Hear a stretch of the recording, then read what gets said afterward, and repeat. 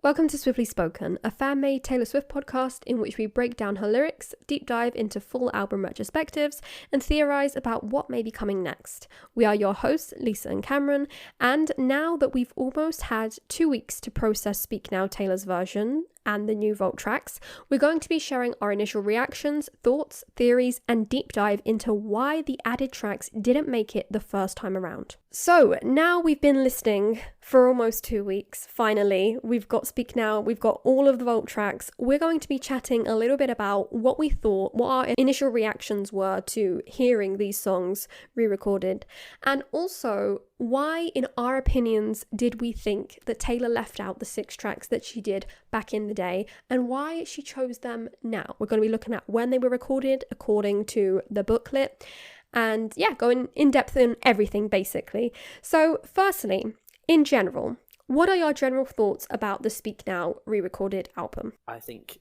like top tier, like Yeah, it is like that Speak Now standard and deluxe carbon copy of the original. definitely. Like, production It's good. is perfect, lyrics perfect, vocals perfect.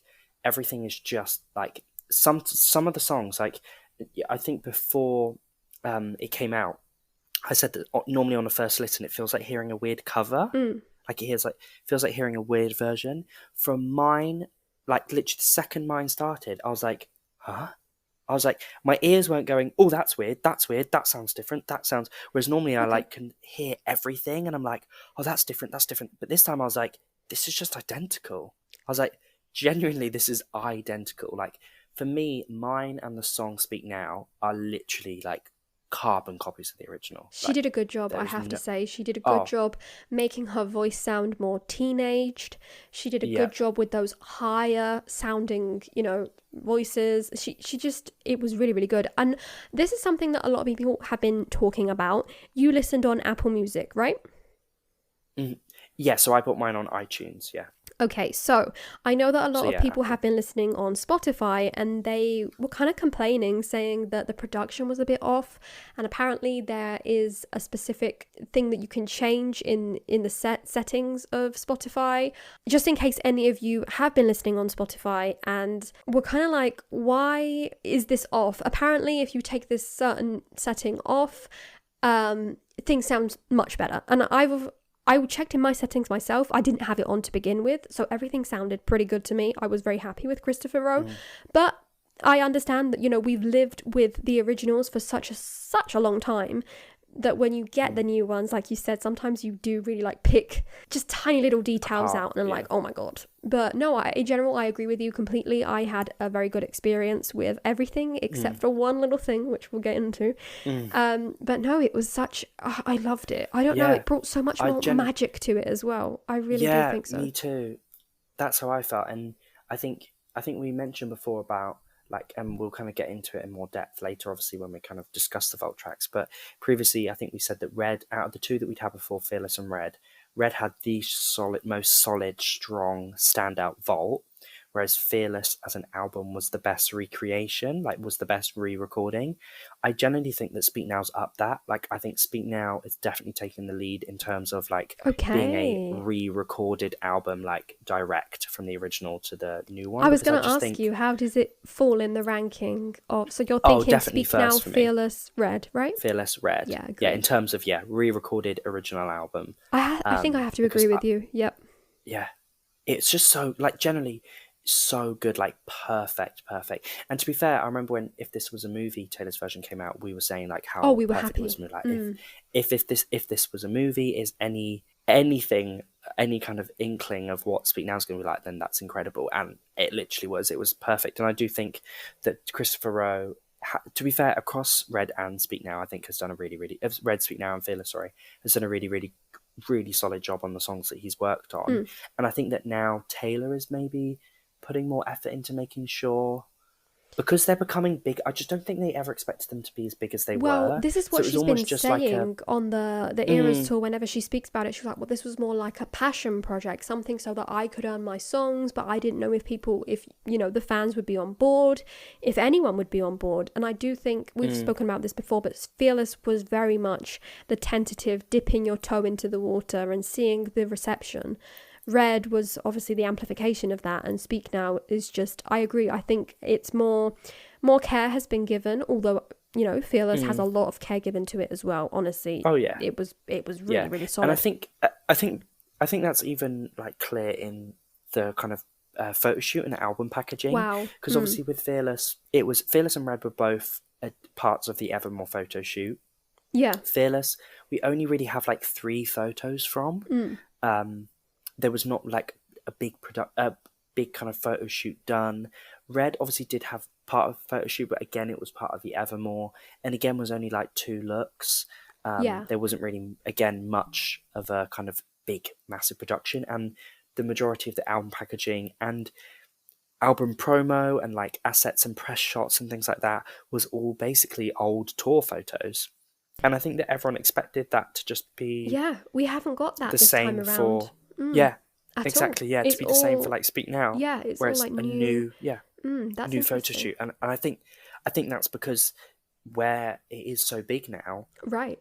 It merits they can invest in that, definitely, and it actually does more, like, you know, adds more to the kind of whole release of it, and the whole kind of production and album packaging and things like that. So it is really interesting how Speak Now has kind of gone off on a different level. And I think what's funny is we always were worried about Speak Now and whether it would kind of stand well on its own and how to market it. I'm so but proud it's of done it. the best. Like, it's done really well. It's so impressive. And she's done such a good job, you know, incorporating it into the Eras tour. She is using the Eras tour as promotion, which, you know, rightly so. It is her tour. She can do whatever she likes. You stood in front of 90,000 people every night. That's it. You're literally guaranteeing. Be better promotion if you tried. Exactly. You're guaranteeing audiences. Like, she reminded everyone week upon week. She dedicated, and she is still dedicating, it looks like, at least one surprise song to the Speak Now era. She's added Long Live.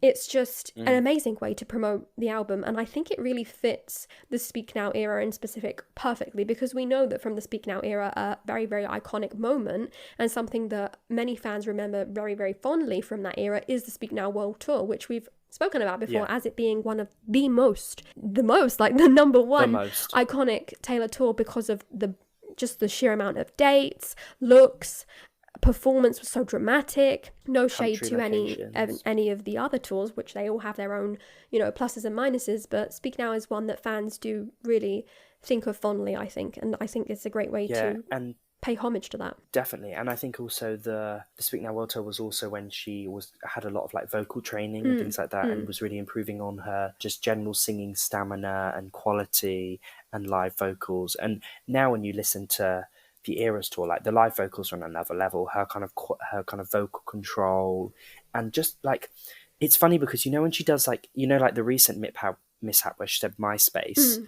in Bejeweled. It's funny how it just sounds like the standard, and then you hear it and you're like, God, like, she is singing that. Like, not that I've ever doubted that she wasn't, right? But it just puts it into perspective. So you're completely correct. It is just like studio. It really does. Like the studio vocals. Honestly, the same. It was when the first time that she got a little lyric wrong, which was in Mastermind, where instead of saying if you fail to plan, she said if you plail to fan, or something like that, basically. And when I heard that, it was the first time that it really hit me just how much that the songs that she's singing on tour sounded so close to the original versions, and that is such an incredible feat to do. You know, while you're dancing and while you're jogging up and down that massive and doing stage. 3 hours. Exactly. It's just crazy, but 3 hours. Definitely. But amazing way to promote the album, and I think so. In general, an amazing recreation. And just wanted to add, we just checked, and the option on Spotify is disable audio normalization. So if you were having you were feeling a bit iffy on the production and you're using Spotify, maybe try that out and maybe you'll feel a bit better. Let us know if that is something that changes it very much. It didn't really affect us, but it could be something that may have affected other people. I think the big one we have to talk about is obviously Better Than Revenge. So it was leaked beforehand, the lyric change. Obviously the original, she's better known for the things she does on the mattress. The new version, which is he was a moth to the flame, she was holding the matches. Right. Which initially, upon the first listen, I was like, oh. And really, it's not that deep. It's one lyric. Not. Like, it's and one honestly, line. It's I not have that to deep. say, we called it, because we said Better Than Revenge as a whole isn't that bad. You know, it's just teenage angst. It is a bit, you know, you're blaming the woman when it's not really her fault. It's also the other guy's fault as well. But there are other songs that have come out in recent years that basically tell the same or similar stories. It was that one lyric that was just not good. It's not good. No. And Taylor has been saying all throughout this time, I will only put out songs like from the vault and things like that if I am still proud of them. And you can't really be banging on about that and then sing such a lyric. Yeah, you can't say that you're like proud of the Taylor's version, and clearly this is not a lyric that we just know that she doesn't back this lyric anymore. Like, you only have to listen to the Folklore Long Quantity Studio sessions on Disney, where she bangs on about that she used to have this idea of, you know, that it was the woman's fault, whereas actually that's not the case. It's not necessarily, you know, it isn't necessarily her fault. She's probably also, you know, had the wool pulled over her eyes as well, and that's why she wrote August, from that kind of perspective of being like, you know, I was also kind of stringed along. What a big difference in comparison, those two songs. And they both take place in summer, and they're both talking about the same experience in very, very different ways. It's very interesting. Different perspectives. But initially, that lyric, like I said, I wasn't sold on it, because I was kind of like, a moth flame. Now I love it. I know, so do I. It's grown on me as well. I mean, I'm always going to feel like, not like nostalgic, because I don't really care that much, but it will always be like you accidentally go to sing it sometimes. Maybe in time I do sometimes. Sometimes it comes on, I'm like, I'm like, he wasn't. Oh. Yeah, exactly. yeah. But no, I think it was a very creative lyric change. I'm glad that she did it, to be honest with you. And she did it in a really Taylor way. It makes sense in the song. Exactly. It makes sense, like the message that she's trying to convey. It rhymes well. She did a good job. Also, fun fact, the person that this song is supposedly about, not that it matters, but while we're here, apparently Joe Jonas met this woman on the set of a film called Love Bug. So he literally was a moth. So there you go. That's interesting. That is interesting. And I think what's good is that it still captures the essence of the song, like that, you know, she was the problem. So you know, like he was moth to flame, she was holding, like she was she was inciting, like, it still has that way. So the message is still kind of the same feeling, and matches, like, I think Taylor generally did a really good job of keeping the essence of the song without making it fall flat, making it so that it doesn't like, as just casually listening, it's reasonably similar, like mattress, and just the flow of the song isn't ruined. And I think that better than Revenge Taylor's version, the grit and the background vocals and the and all the just spoken word is so like gritty. And, Taylor was not happy that day. She went in and she was like, you know what, I'm gonna just, you know, feminism leave my body. Exactly. No, but she went in and she put a lot of emotion into that song, and you get that on some songs on Speak Now Taylor's version. I feel are more emotional than the first time around, which is something again that we were comparing with Fearless, especially, where we were like, didn't feel that emotional. Better Than Revenge, Haunted. I feel Better Than Revenge, Haunted, full of emotion. Oh, definitely Long Live. However, conversely, we have to talk about one in specific, My Baby, my favourite song for years and years and years. I think probably the song that I've heard the most out of all of Taylor's discography is Last Kiss. Now, obviously that makes me biased, and obviously that means that I have memorised every single cadence, every single little thing that she does in that song. Like, I know every note, I know every breath she takes. And this is something we discussed for many, many episodes, which is, what about the shaky little breath that she has in the bridge of the song? In the original, obviously, when she was singing or recording, she was very emotional and she breathes in and it's a shaky breath. It's something very, very difficult to recreate. I understand that. And in Last Kiss, Taylor's version, we don't get that moment. She breathes and it's normal and everything is fine. And it's not the end of the world. And it's, you know, let's be fair. I'm not going to be like, I'm not listening to that song anymore because of that. I'll get used to it. It'll be fine. But it does show that some emotions obviously are diluted and lost along the way, because you're not in the same position anymore. You know, you can't help that. She can't help that. Yeah, no, I do appreciate that. And I think that it is sometimes like, But I think what's interesting, though, is that Taylor has kind of said that Last Kiss is like one of the saddest songs she's ever written, which I think is quite interesting. And I really loved, one thing to mention as well, is the prelude. Is that what it's called? Before the kind of album, like in this album booklet. Oh, right, the prologue. prologue, that's the word, yeah. The prologue. Oh, I loved such the a good prologue, prologue. and I loved her kind of perspective, and I thought that was the best one so far. And Definitely. I think that because these songs are just Taylor through and through, like they were totally written by her, like no one else other than herself has had any She knows them influence or in change and narrative out. or perspective. Yeah. Yeah. These songs are her, and I think that going back to these, they just feel so like she must just feel so personal and so connected to these songs because no one else has had any form of opinion or perspective added. Like it's just Taylor. So really honestly. I think that's why the kind of description before the album was just so like so well written. I really, really loved reading that. It was such a good read. I just think the whole thing. Yeah, if any of you really, really guys solid and haven't read the prologue, rather, definitely must read, because it really does, and we're going to talk about this now, it kind of recontextualizes a lot of the Speak Now era. It touches upon many things that we knew were going on, but we didn't realize how much they had affected her and how much they affected the creation of Speak Now, looking back on it now. But no, I completely agree with you. It's such a good recreation. Even the little laughs that she does in a couple of the songs, they're just like Speak Now on. are perfect, enchanted, gorgeous. I literally just can't. Honestly, every single song. And I think what's interesting is previous Taylor's versions. I think I said this before in our last episode, where normally I do like 1-2 run throughs through the whole album, and then I just focus on Vault for like the next couple of weeks, and that's all I really listen to. That has not been the case. I cannot get enough of the standard album because it's just so good, and like so like generally some songs are better. Like in my eyes, Better Than Revenge Taylor's version is better than the original because it's just so much grittier and so much better. I've seen a lot Long of people. Live's better, Enchanted's better. I've seen a lot of people become absolutely enamored with this album, either people who were already fans, or people who weren't maybe so into it back in the moment, or ranked it lower. It's bumped up everyone's ranking because it's I think so good.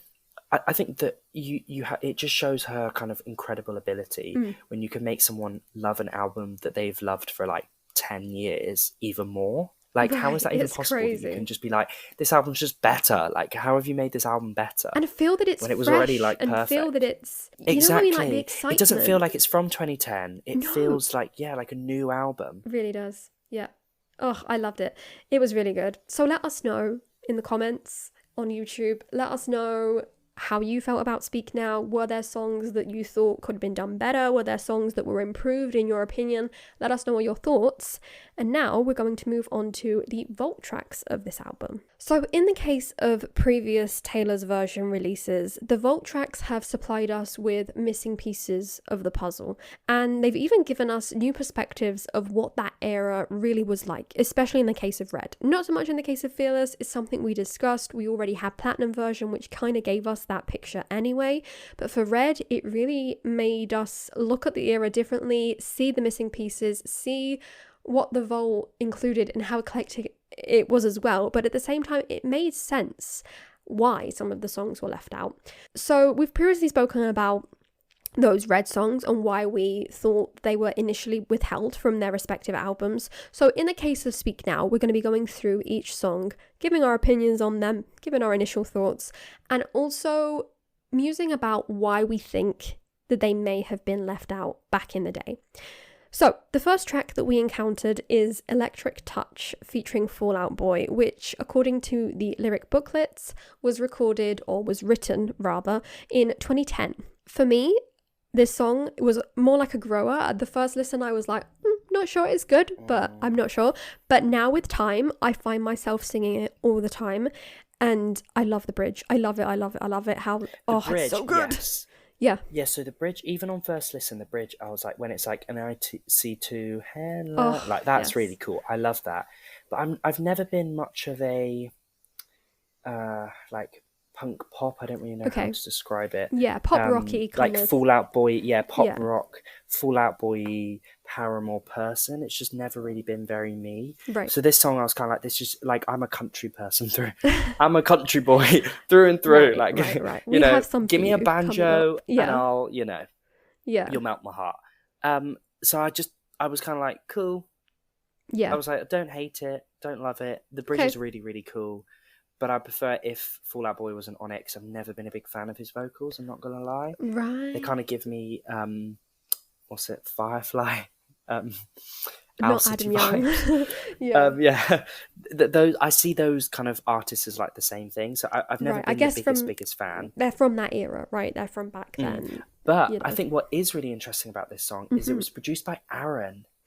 This song was Yes. produced by Aaron. Which is And so this- and- random. Like, Exactly. Aaron is just Like, amazing. Aaron- I love him. He can do Yeah, everything. and I think what's exactly, Aaron and I on think that's what's really 1989. good. Yeah, exactly. It's like and that's what I think is what's really good, is that because lots of people used to say that Aaron only really created like one sound of like slow, sad folk ephemeral songs. No. But I'm glad that he's showing his diversity with things like Hits Different, Definitely. obviously Electric Touch, Better Man.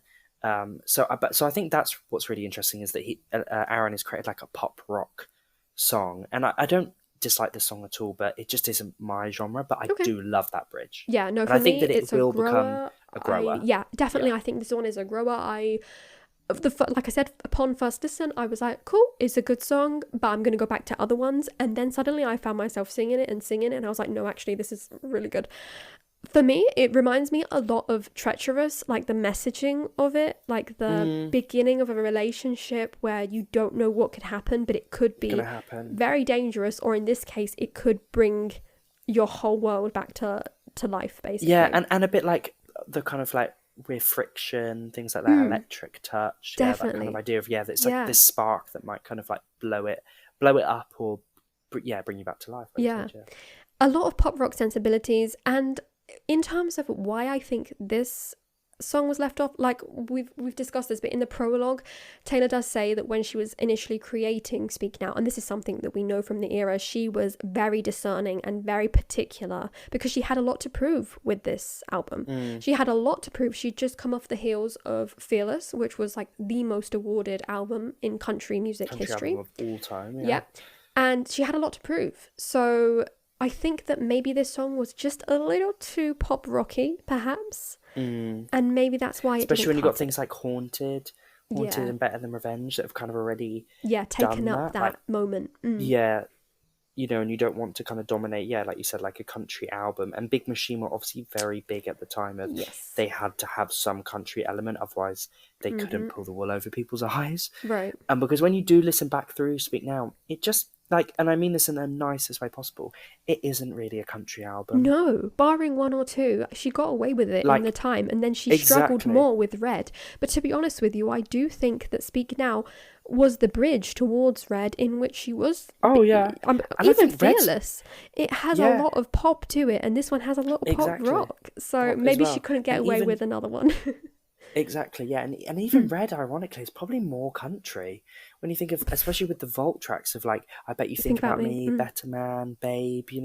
Ironically, it's probably more than Speak Now, but yeah, I think you're right. I think it was probably either that it was too pop rock, and maybe that had been taken up by other songs, and also it was written in 2010.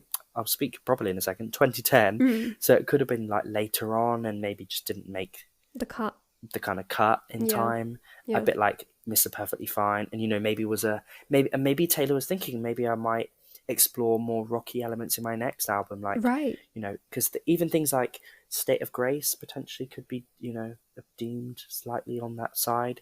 So maybe she was thinking, oh, maybe I can save that for the next one, and then obviously Red pushed more into pop, so that it was kind of left out. But yeah, I'm not mad that this one wasn't on the original. Right, it makes sense. I understand what you mean. I understand what you mean about the feature. I do love that she's featured Fall Out Boy, because I do think they're so that era, and they're big now. Of course, they're still big now, but I don't know. They're just quintessentially Speak Now. They are, to be honest with you, like Hayley Williams. It makes sense for both of the features. But yeah, I definitely think it's interesting how it does do a back and forth, kind of like Keith Urban, in That's When we have one perspective then the other, which is interesting how she always does that with male artists. She always kind of like creates a back and forth where this is my point of view, this is your point of view, and now we're going to sing together. Like Exile or the last time. Yeah. So no, very interesting. And it's interesting to have a feature as well on Speak Now, because we've never had that before. So this is our first feature. A feature. Yeah, interesting. And then moving from that very punk pop rocky song, we then go to When Emma Falls in Love, which is a very piano forward song. Again, supposedly written around 2010. And this song has obviously sparked a lot of debate about who it is about. It's an ode to a friend, basically describing how they are and their, you know, Taylor's admiration, but also slight jealousy in a way towards that person and wishing that she could be more like that person. Of course, the speculation is about that it could be possibly about Emma Stone. How are you feeling about this song? I love When Emma Falls in Love. I just think, at first listen, I was like, oh, I really like this one. But now it's just so whimsical and really so lovely. It's so Speak Now. Yes, like you said, so Speak Now, so descriptive and just like, she just falls in love with these people and she's just so amazing. I love it. I really, this is like one of my favourites and I think it's a standout for me. And I generally love this song. I would love it to be about Emma Stone. It would make sense if it was, because she was around a lot in the Speak Now era. Her and Taylor are still really good, close friends. There is a discussion that it might potentially be about Emma Roberts. I'm still leaning towards Stone, but perhaps Emma this is Stone. Something in time we can pick apart a bit more, but I understand why, because obviously she also, during Speak Now era, or the beginning of the era, while she was, you know, the bridge towards Speak Now era, she did record Valentine's Day, the film, and obviously Emma Roberts was there, so she spent a lot of time with her as well, so understandable. But I do think the Speak Now track by track, or promo, video where it says like, which one of your friends would you like to be, and she was like, oh, I'd really like to be Emma Stone, she pulled a message in the bottle on us. She definitely did. So I think that it is, and even if it isn't, I just like to believe it is, and it doesn't really matter who it is or isn't about, but I think it is really lovely. And what I was seeing, which is so cool, is people that have their name is Emma being like, oh my god, I have a song with a Taylor Swift song about me. Like, when Cameron how falls cool in love. is that? Yeah, exactly. I would, oh god, if I had a Taylor Swift song with my name in it, you are betting that is going to be my favourite song of all time. Right. So yeah, if your name is Emma, let us know in the comments. Were you that lucky? Yes, please do. How did you feel? Yeah. Because no, I just, you know, what's it like to be a favourite? But no, I love it. I really, really love this song. What about you? How are you feeling? Because it's a very songwritery one. Definitely, yeah, very songwritery, very Dorothea, the prequel of Dorothea. I really, really enjoyed this one. Yes. Yeah, I really enjoyed this one.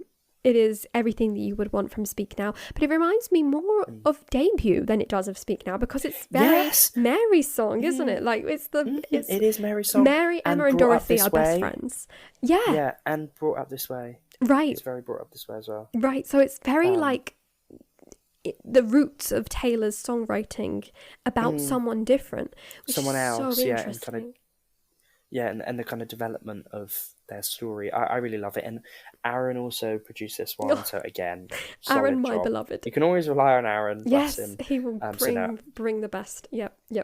When Emma is top tier. But I think the next one is the most interesting. Yeah. Before we get to that though, I will say just one thing. The reason why I think that When Emma was left out, having said all of this, is twofold. Firstly, I do think it sounds a little bit like Drops of Jupiter. Drops of Jupiter, yes. Right? Yes. I thought, first listen, I was like, huh? Which is why I also love it, because I love Drops of Jupiter, so it's like, okay. Yeah, me too. That's honestly one of my, Drops of Jupiter in my eyes is a Taylor Swift song. Like, I just don't see it as anything else. Right, yeah, especially that cover, which is just like, oh. Because she embodied it. Like, she changed bits of the lyrics. One thing with Taylor, yeah, and one thing with Taylor is when she covers a song, she makes it her own. She doesn't just cover a song; she makes it a Taylor Swift she'll song. Make you enjoy it. Like, even if it's the most random AF song ever, it's really good. Yeah, like the song Nashville, that she did on the Sweet Now. And it's just right. Song. It's just it's Taylor. And then you listen to the original, and you're like, oh, okay. Not being funny about any of those songs or fans of them, but I think you are right, actually. Yeah. On the one hand, and on the other hand, also, it may have been a little bit. How would you explain to your friend Emma Stone, hi, I'm just going to release a song about your love life. Is that okay? Yeah. So maybe that could have been a bit awkward back in the day, Especially maybe when they just started dating or something, and it might be a bit awkward to... Whereas now there's so much distance in time that it doesn't Right, really it doesn't matter. really It's not going to matter. affect current relationships, whereas it might have been a bit like, ooh. But then Taylor did do it with You're in Love This is on true. This is true. 1989. Yeah. But obviously this was back in 2010, so it's a bit Right, different. so maybe. So no, I think you are right. I think maybe it was just maybe slightly too diaristic. And also she'd included things like Dear John, which is obviously had someone's name in it. So, you know, maybe she was a bit worried that it might be a bit... You know, and she said, I'm naming names. Yeah, she was like... It's like maybe just maybe naming everyone would be a little bit too intense. Yeah. Right. But like you was about to say, let's move on to the next song. I Can See You. Oh my God, I did not expect this. Like, no, this was like, what on earth? Like, I was like, the filth that's coming out of Taylor's mouth. What was your reaction to the lyric? You know, the up against the wall lyric. Yeah, I was honestly like, oh my God. I was like, I know exactly why this song was not included on Right, yeah. Because according to the album, what's it, Linear Notes, this was 2009. Yeah, so like, 19-year-old Taylor. Fearless. Yeah, this was fearless Taylor. Like, this could have potentially gone on, depending on when it was written, obviously, it might have been written after. But this could, if it was written early 2009, could have potentially gone on Platinum Edition, which is just nuts. Like, imagine this on Platinum. So yeah, I was just in shock, but I think it's great, and it's so pop. I think that's another reason why it probably wasn't included, was it is very pop, and now is like standing on its own as like a pop song in 2023. I mean, the only thing we can say about that is we don't know what the intended original production may have been. Perhaps if it was produced back in the day, it wouldn't have been produced with such a sound. Maybe it would have been completely different, more guitar-y, maybe whatever. Bit like how Babe had a kind of rechange. Exactly, yeah, that's exactly what I mean. Yeah, perfect. But yeah, no, I see what you mean, and it's just the lyrics though. Like, I can't see these lyrics getting past.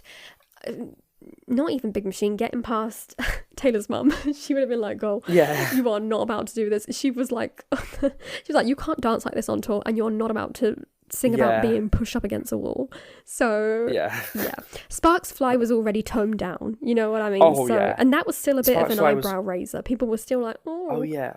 So I remember back in the day everyone being like, which is just so ridiculous, but I remember everyone saying that, like, oh yeah, Sparks Fly's the sex song. And I remember all these like 10 to like 14-year-olds being like, oh yeah, the Sparks Fly's the sex song. Yeah. Like, it's just not, like, come on. Like, when you think of some of the songs that get released nowadays, like Sparks Fly's the tamest thing ever.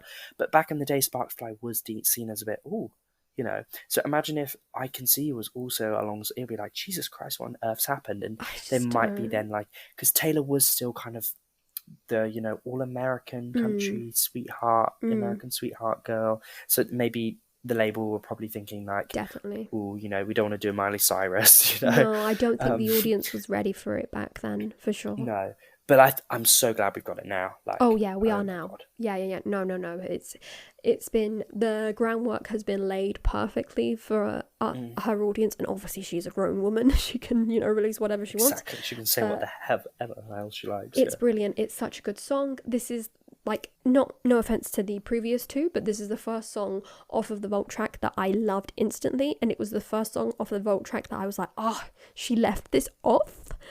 Why did she leave this off? The other two I kind of understood a bit more, because, you know, I comparing them to the rest of Speak Now, like, Speak Now is quite a solid album and a solid track listing on the album, but I Can See You, well, it should have been there. That's all I can say. And also, to mention about producers, as I love knowing who did what, Jack did this one, and I think Jack did a really good job. And it is such a Jack production. Like, it is so good. I love this song. And it still sounds like Speak Now Taylor singing it. That's what's really interesting about the Vault tracks, is they sound like Speak Now Taylor singing them. It does. It doesn't sound like modern Taylor. Which we're going to get to with Foolish One, because I have comments. Yes. I have notes.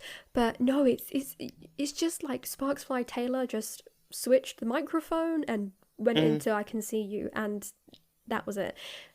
I don't know, it just works perfectly. I really love it, and the reasoning I can understand. Obviously, the inspiration behind the song. We don't know what the inspirations are. We can only but guess, considering the time frames and the messaging of these songs. I do feel like these songs perhaps aren't as clear cut as some of the other songs on Speak Now, but I guess also we have a lot of perspective, and that's why we were able to do something like the Speak Now stories episodes, because of the perspective that we have and Taylor's explanations and the secret messages. That's very true. And I do think as well, though, with the Vault songs, they're not as like specific. They're not like specific moments as much. Like, whereas I feel like the standard Speak Now songs are very much like, this is a moment. Like, I don't know. I feel like they're more about other things, and it could be more another like more conceptual stuff. Yeah, it's bigger perhaps than these very, very specific moments. And again, perhaps they're not so much in the thematic universe of Speaking Now. Because Electric Touch, for example, Whenever Falls in Love, they're telling stories beautifully, but they're not really in moments where you would want to have spoken or didn't speak and you want to speak up. Perhaps I Can See You is because, well, she's confessing a lot. And to be honest, though, like you were talking about with like the album, was it Hidden Messages? She literally put like people's names. As like so, like realistically, if these were on the album, we probably would. If these were back in 2010, we'd probably be like, "Oh yeah, it's so obvious what this is about." She probably would have just said like, you know, I don't know, David, you know, like or whatever, you know. So it's definitely. So that's why they're so clear when you've got literally like Adam and Tay written in and you're kind of like, okay, so we know who this is about. But yeah, I agree. The title literally has their person's name in it. Kind of makes it quite allegedly, definitely. Now I guess we move on to the second and last collaboration on Speak Now, which is Castles Crumbling, featuring Hayley Williams from Paramore. Again, most likely to have been written, according to the album booklet, in 2009. How are you feeling about this second collaboration from The Vault? I'm not too sure how I feel. I feel like... So I think the intro is way too long. I think that it just takes a while to get into it, but the chorus I really love, but by the time we've got through just this really long, unnecessary intro, I'm just like, I'm not going to get into it. I'm just kind of bored by that point, and I'm just like, okay, you've just come off the back of I Can See You. I feel like Castles Crumbling was like a bit of a mood killer. It's definitely a shift. And I think that, like, I think it's a really good song, and I think Hayley and Taylor sound really good together, like vocally sound great. But for me, it feels like Nothing New did the job. Right. And Castles Crumbling just is a repetition, even though Castles Crumbling is obviously before Nothing New. Exactly. Yeah. But for me, I feel like Nothing New says it in a more clear way. But I do think what's really interesting is the metaphor of the Castles Crumbling and the fact that it's almost like the Fearless era is the castle and it's falling apart, which I think is a really gorgeous metaphor of that era. And it's clear that even at the time, Taylor felt like that the fairy tale thing was a Speak Now thing. And obviously that references the whole fact of the album wanting to be called Enchanted and Scott saying no, and, and saying, go back, think about it. It's not fantasy. It's not fairy tale. So it's interesting that. And it's also interesting how Taylor was feeling like this in the Fearless era, when some of the sentiment could be replicated in the Reputation era. So I think that it's a really interesting song, but for me, there's nothing exciting about it. I really enjoy it. I really like it when I listen. Yeah, I get what you mean. And I do thoroughly enjoy it, but Nothing New for me was like, this is it. If we would have got it the other way around, I think it would have been different, because it is very much the prequel, and it's so interesting. I mean, lyrically, what we're getting is a lot of confessions of terrible, terrible anxieties and worries of people getting fed up with her. Not even on her third album, because she's writing this off the back of the second album. Which, again, like we said, is very much echoed in Nothing New. Sonically, I'm not the biggest fan, so I get what you mean. But definitely it's the most devastating of all of these added tracks, obviously, although some have other connotations which makes them just as sad. But this one is terrible to think about, and it's also really, really interesting how, obviously this particular song seems to be inspired by the VMA incident, and it's curious to see how she chose to include songs such as Innocent and Long Live, which I mean, in a way, they give, especially Long Live, it gives the same kind of message to it. It has that message of, if I disappear, please, tell your kids when my they name point or to the whatever. pictures, yeah. And this song is it's the same message, but it's the other side of the coin. It's the, devastation. I can feel that I don't want you to hate me, but this is what we've come to. Which, again, it shows how she wanted to be perceived and how scared she was of even voicing these fears.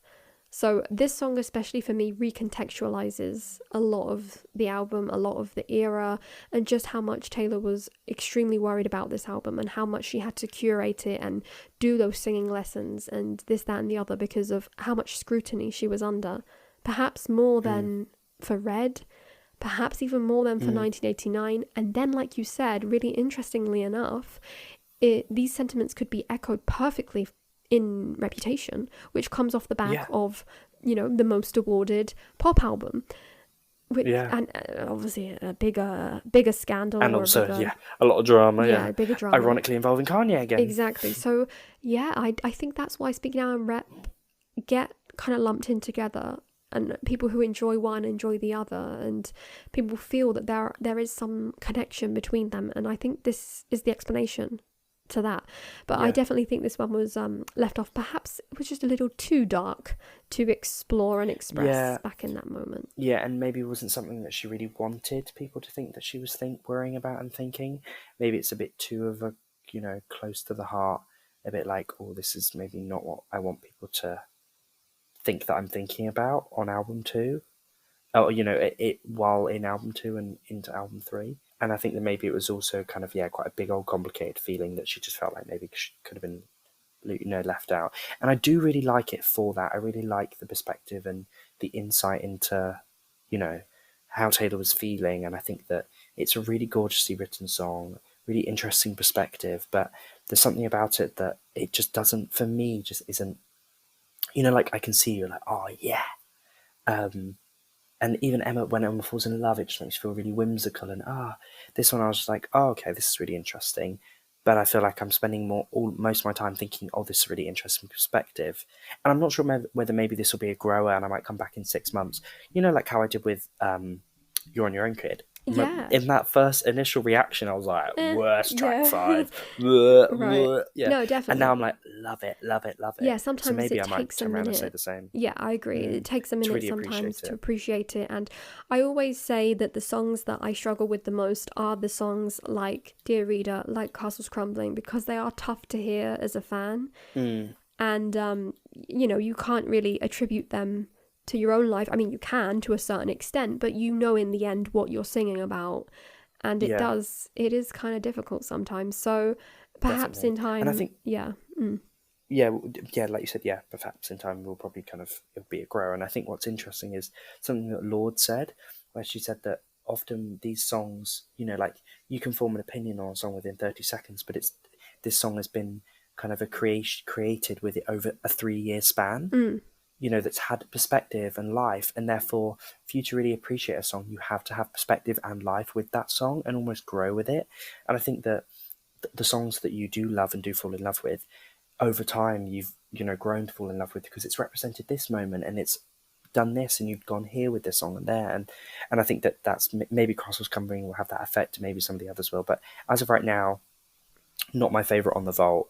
But I do generally really like its sentiment, what it explores, and I think it is really interesting that she was feeling that now, and also and just the perspective that then on Red she was feeling it with The Lucky One, with Nothing New, and then obviously Reputation, and it is really exciting to think what on earth is going to be on that Reputation Vault. It scares because me. if I Can See You and Castles Crumbling is on the Speak Now Vault, like what? The 1989 I have to leave that and off. Reputation Vault scare me, for 2 reasons. Firstly, because of the things that she may have withheld that were just amazing songs, i.e. the Red Vault. And secondly, for things that she may have left out because the subject matter was just a little too deep, or something that she, anxiety she didn't want to go into at that moment, i.e. the Speak Now Vault. So, I'm terrified for them, honestly. Next up, we have Foolish One, which again, it says that it was written in 2009. And this song is very self-critical. You know, it's Taylor telling herself off, saying the voices are saying, but in the end it is her telling herself off, like, you know, don't be silly, don't fall for the same things that you have done before, you're not the exception. And it's scary to release a song like that does include your anxieties and your worries and self-criticism. And I think that this song gives us perspective on her journey to releasing a song such as Anti-Hero, which was Yes, I did think that extremely upon brave. first listen. I was like, this is giving me anti-hero. Yeah, for different reasons, but definitely. Vibes. Yeah. And even Castles Crumbling, to be fair. Oh, definitely. Yeah, it's exploring things that perhaps you didn't want to show to the audience at that time, because sometimes if you admit them out loud, then it makes them real. So maybe it's best to just like hide them away, write about it, because that way it kind of gets it out of your system. But maybe not. Back then, it feels like she would scrutinize them much more than she would now, which now I think she likes to write about how she's feeling all of the time, which is amazing for us. And then I think she feels confident enough and vulnerable enough to be able to share them and not feel like, you know, she's going to be judged too harshly, or even if she is, be able to deal with that judgment. No, I was just thinking, I was just agreeing with you. And also this weird thought just pinged into my head about going back, to Castles Crumbling, where I was thinking about, because you know how we've said, like with the vault and stuff, obviously there's songs that are not very country, and she's exploring lots of kind of emotions of like, oh, am I good enough? How are people going to feel about me? And the kind of lyric that just pinged into my head was, I was once the great hope for a dynasty. And it's almost like, and I think that's a reference to the country world, that she was this hope that she was opening country music up to younger people and a new audience and making it young and relevant. And obviously now she is departing from it. And it's like, am I, you know, I was once this person that was, you know, a kind of leader for this genre, and now maybe departing from it.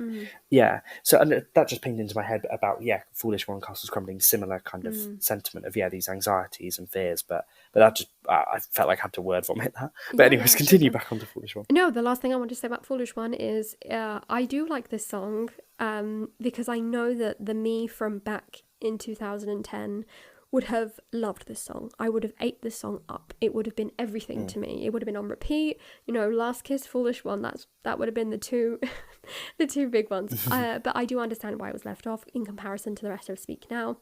And the one thing that I do really want to say that I love from this song is something that we've spoken about, like how you can hear the teenaged voice of Taylor, how she's like putting on kind of like singing in a higher voice or whatever. And then we get to the outro of the song, and she kind of like relaxes into more of her standard, you know, normal Taylor voice. She drops to a deeper kind of voice and just says, you know, it wasn't your time, he wasn't the one, but that's fine because your time is going to come, which is just so touching. Especially with recent events as well. I know. So no, I do really like that element, and I did even upon first listen, I felt that change, and was like, oh, this is very, like, this was the first time you were hearing 2023 or 2022 Taylor, you know, sing, whereas throughout it felt like you were hearing Speak Now 2020, 2010 Taylor. But Foolish One for me, I don't know. So this one, I believe, was produced by Aaron, whereas Castles Crumbling was Jack. But I feel like these two were both, I don't know, I just was a bit bored with Foolish One. It just didn't really stick out. Like, they're very long songs, all of them. They're very long. I just was a bit. Yeah, I just was a bit like, I don't know. I feel like I'm gonna have to be won over. Maybe you can win me over, because the ending I do really like. I really like the switch, but for me, I was just a bit like, cool. Okay. Yeah. No, I think it just did not stick out. It's kind of how I feel about like You All Over Me. Okay. Even when You All Over Me was unreleased, it was never a standout. Right, I was like, there. I like it. I won't skip it. But for me, the song after, Timeless, which we'll get into, for me, I just want to get to Timeless. Yeah. I'm like, okay, cool, I understand, bye. Yeah. No, I definitely think they're growers, and when there's so much in the vault and so much going on, you're always going to have your favourites, as with any album, so it's absolutely fine. I love Foolish One. For me, it's like at the top, probably at the top of the vault for me. And it is a proper songwritery one. Like the lyrics even when you look at in the last two, when you look in like the CD booklet, the lyrics are like thick. Oh, they're so long. It's like a The whole proper page. essay. Yeah. Yeah. Which I guess leads us to the last song on the album, on the, Taylor's version of the album, which is Timeless, which I know you love. So take it away. Let us know. I don't know why I love this one so much, but even upon first listen, there was something just so whimsical and romantic about and so descriptive. I know we talked about before, like the song Speak Now, for example, is so descriptive and it's so visual. I love songs that are just so unbelievably visual that you can see her walking in an antique shop and seeing this little box, and you can physically see the photos and the memories she's discussing. And I think it's so hopeless romantic, and and I'm such a hopeless romantic myself. I just love it. I just love this song, and like everything about it. I just generally love. Jack produced it. I can't even describe why I love it so much, but this is my favorite on the vault. Like, it's Timeless, a good song. Yeah, I get that. It's not my favorite, and it is very songwritery. It's very songwritery, very poetic. Very you follow this whole story and all the way, and very metaphorical. And yeah, I definitely agree with you. This one is the one that I can't really find an explanation, whereas we've been going through the other ones, being like, oh, maybe this one was too pop rocky, this one was a little bit, the lyrics were a little bit too far for Taylor at that moment. But this one, I can't find an explanation as to why she would have left it off of the album. I think for me, the reason that I think is that it has a very similar element to Mine. Okay. Like she even says like mine, it almost basically says you were the best thing that's ever been mine. Yeah. And then the reference of like, we'll have a cardboard box of the life we made, like, we'll be sat on our porch kind of thing, like growing old together. It is kind of similar to Mine now I think about it. I mean, it's difficult to see that comparison just sonically because they're so different. But lyrically, and there's quite a few parallels as well. Yeah, there is. Is. Maybe she must have favoured that. I think that for me, and also the fact that it was quite songwritery and quite long, maybe not. I think maybe the songs are already quite long on Speak Now, and maybe taking up another. Even back in the day, like Taylor said, with like All Too Well, like you were limited to a CD, like you couldn't have a 10-minute song that would take up most of the CD. Right. So maybe that as well. Maybe they were just like, this too long. Or I generally think that Mine was more of a pop song. Obviously, was the lead single, and I feel like it just does tell something quite similar. Yeah, they're very similar in the sense of seeing something and then imagining your life with someone forward, and we'll do this and we'll do that together. Yeah. And no, so I think that's for me. That's why.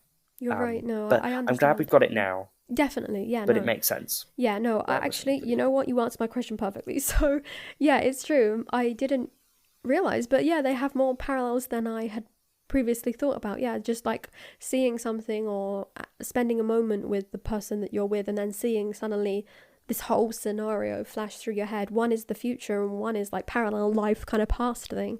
But no, it's really, really romantic. Very, very hopelessly romantic for Taylor, which, it's such a good song, yeah.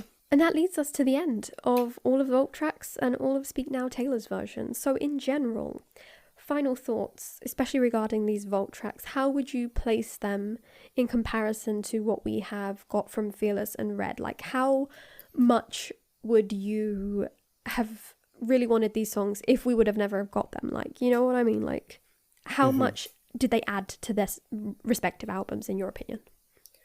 I think for me, I think that Speak Now, I love them. I think they're great.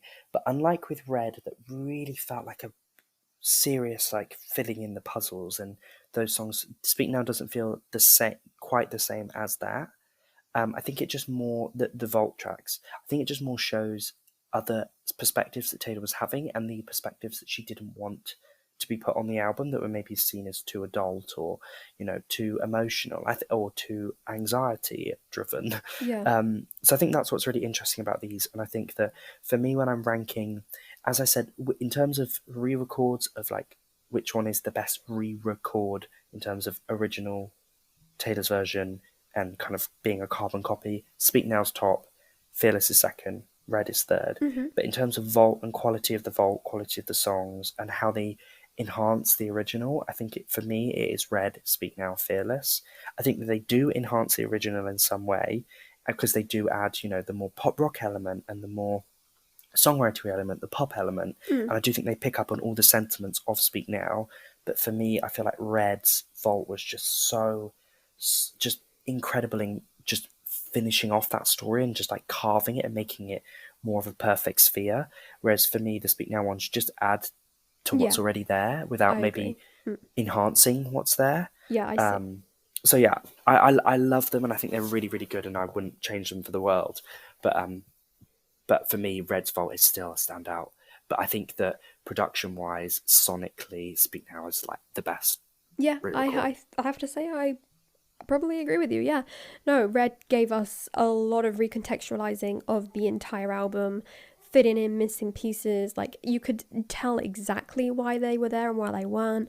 Whereas Speak Now and Fearless feel similar to me in the sense that I'm glad we got these songs, but I can understand why they may have not been there in the beginning.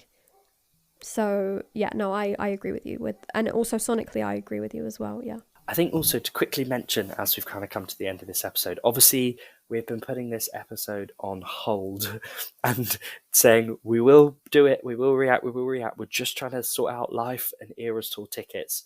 We would both kind of want to say that we were both successful in getting Eras Tour tickets. So we will be going to the Eras Tour in our respective countries, and we're both just feel very privileged, excited, and just very happy, and just I can't believe that we managed to get it. I just couldn't believe. No, it was crazy. We will talk about our experiences and how we're preparing and everything we're going to do, and we'll take you along for the ride if that's something that you guys are interested in when the time comes. But for now, thank you for bearing with us in these last couple of busy weeks. And let us know if you got tickets. We'd love to know what you got, how your experience was, and like I said, as we kind of lead up to our, dates and things like that, we will share our excitement as ever. But yeah, let us know what you got as well, because it was definitely the Great Bleeding War. It really was. It was intense, stressful, terrible experience. But somehow we came out the other side. And we were very, very lucky, and I do feel very, very lucky. Definitely. And can't believe it, really. It is mental. So yeah, we did it, and thank you for holding with us and being patient. But yeah, how exciting. Yeah. Hopefully we will be back to our regularly scheduled bi-weekly episodes every other Tuesday, but we will let you know. We always keep you informed. We try and keep you informed on our YouTube page, which if you're not subscribed, please, if you're interested, do subscribe. Give this video a like if you did enjoy our reaction and our breakdown of everything Speak Now Taylor's version. We also keep you updated over on our Instagram. The handle is @SwiftlySpokenPodcast, so if you want to follow us there, that's something that we do as well. Either way, thank you very, very much for listening, and we will speak to you again very, very soon.